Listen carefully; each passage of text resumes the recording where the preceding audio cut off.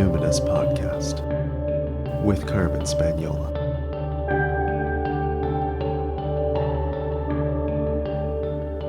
Hi there, and welcome to the Numinous Podcast, where we have interesting conversations with everyday folks about the mystery of life.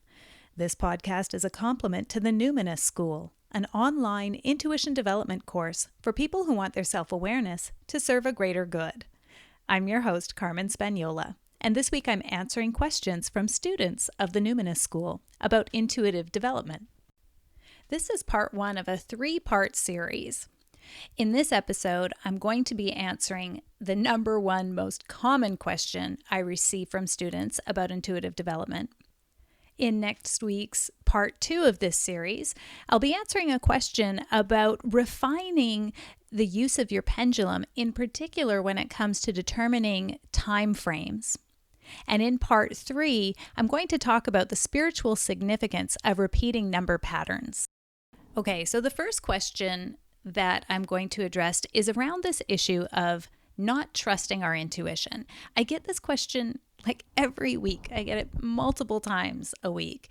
And I'm going to read a typical question that was sent to me recently by a student, but I'm not going to say their name actually, because I don't want this person to think that I am ripping into them. I am not, let me be clear, ripping into the person who's asked this question, but I am going to rip into this question. So fasten your seatbelt, folks, because this is going to be bitchy Carmen. Okay, here's the question. This student writes, I think where I'm stuck in my intuitive development is that my head/mind gets in the way. I'm not certain when it's my mind or my intuition speaking, and that uncertainty is probably saying that I'm not being intuitive. The thing is, I have Mercury conjunct Pluto on the cusp of the 12th house. I find myself constantly dissecting my thoughts and sometimes second-guessing myself. I also associate this with some kind of power/fear issue. I want to be able to transcend my mind and my sometimes vicious thinking pattern. Okay, so this person has obviously answered their own question. No, of course, that is not being intuitive. That is being obsessively self-critical. So I want to sort of step back for a second and talk about this question in the larger sense.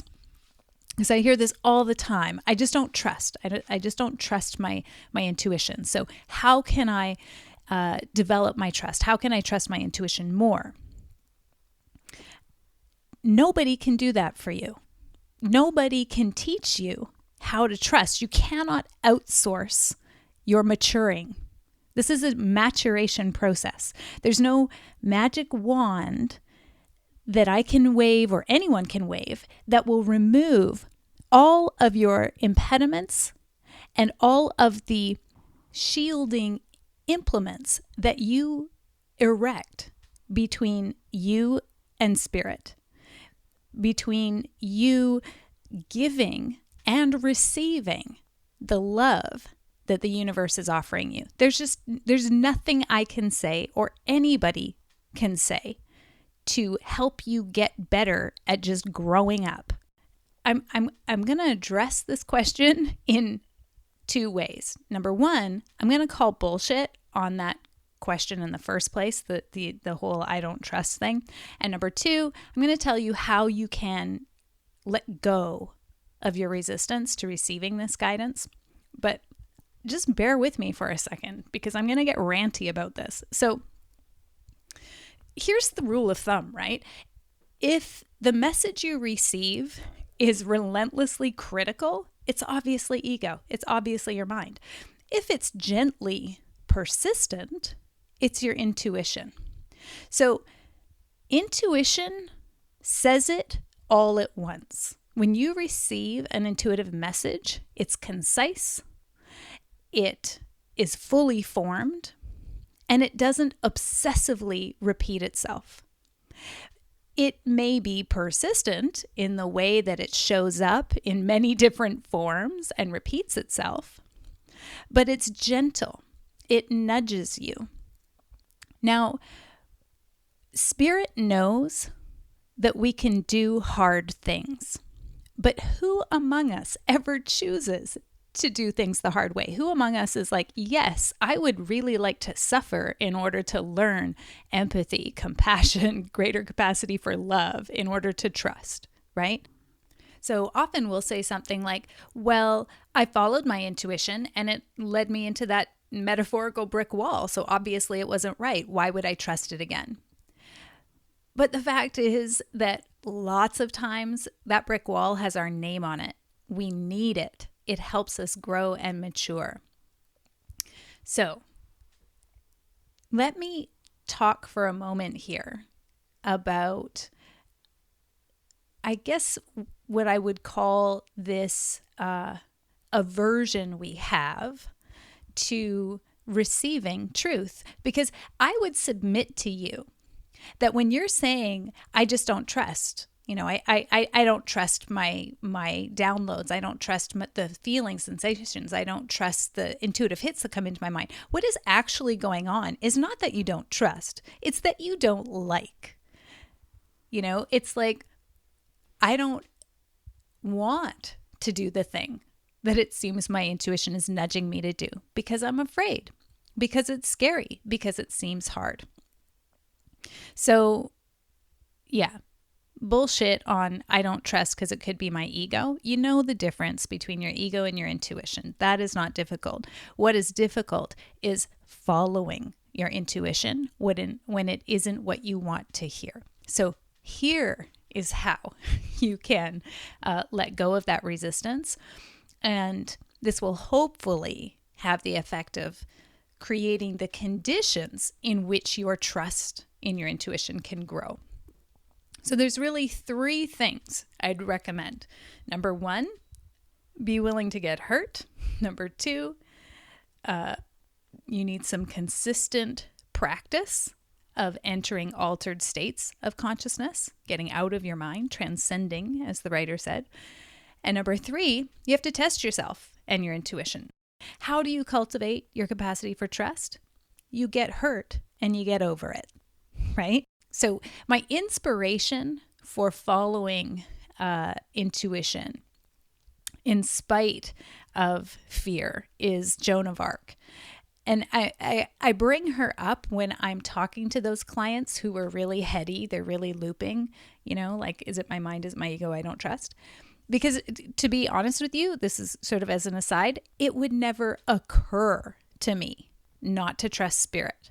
Because it's so clear to me how different the voice of spirit is than my ego. I mean, listen to me. My God, if spirit spoke to me like this, I'd be afraid. So yeah, it would never occur to me not to trust that loving energy, even when it's asking me to do what feels terrifying for me.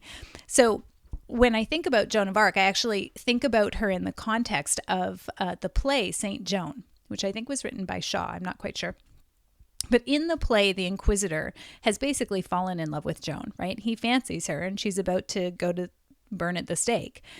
And so he's trying to convince her to recant. So he's saying, Joan, can't you see, don't you understand that the voices in your head are just your imagination? And Joan says, of course they're my imagination. How else would God speak to a human? What that means is, never forget that your intuition is that of God within you. So it's going to sound like you. It is you. You are divine. So it will sound like you as your most divine, loving, encouraging, brave self. Number 2. Dr. Kappas was an innovator in the field of hypnosis. He did a ton of research and experimentation and a lot of work.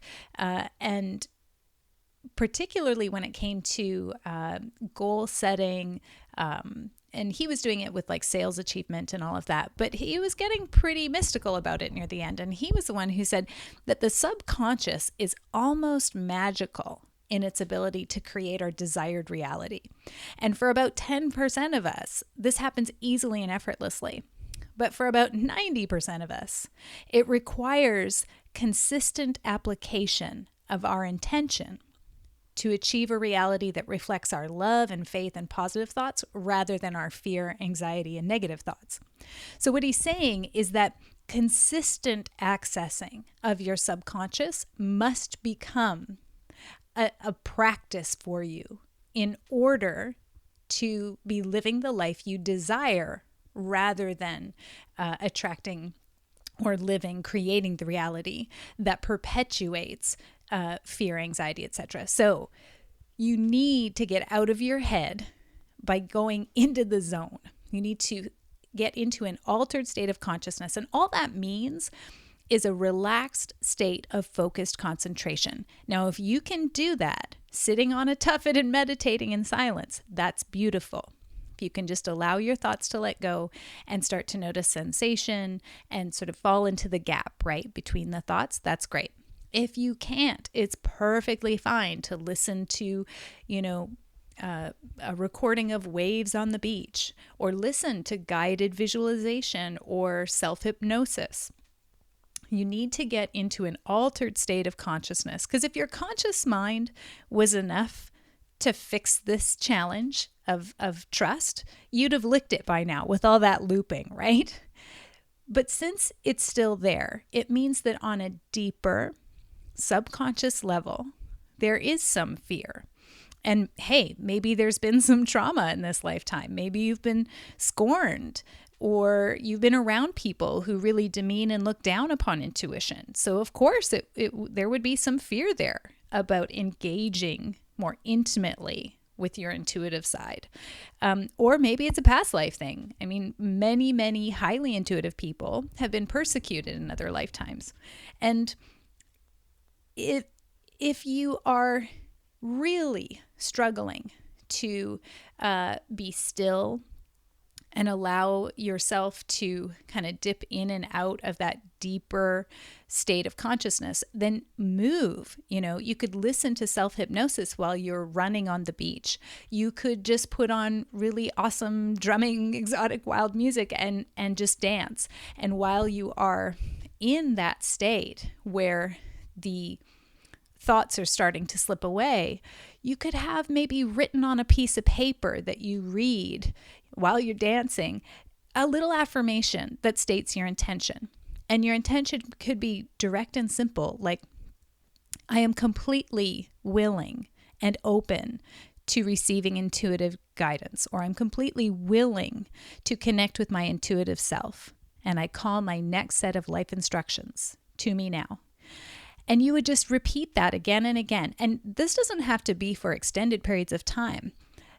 Consistent application of your intention could just be writing out your intention to develop your intuition in a sentence or two in your journal right before you go to bed, because you're about to slip into a really deep subconscious state. So that magical half hour before you go to sleep is a wonderful time to direct your subconscious towards creating the reality you want. And you could just write out your intention, that I intend to know and understand on an intuitive level what I should be doing next in my work in order to, complete this project smoothly, whatever your intention is.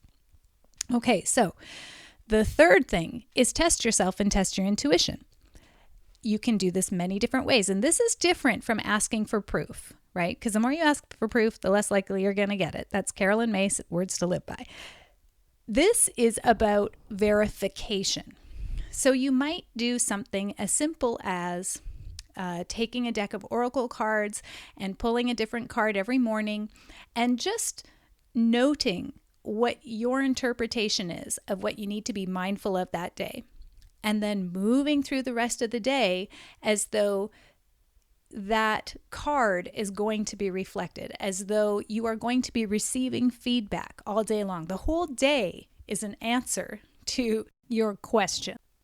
Another thing you could do if you're already in the place where you can perhaps meditate or go into trance and receive a message or a vision or what have you, you can check and verify by saying, what events will occur leading up to this message You could say, what sign will indicate to me that this message is true? Now, I have a wonderful story of my coach actually saying that he did that. He asked for a sign.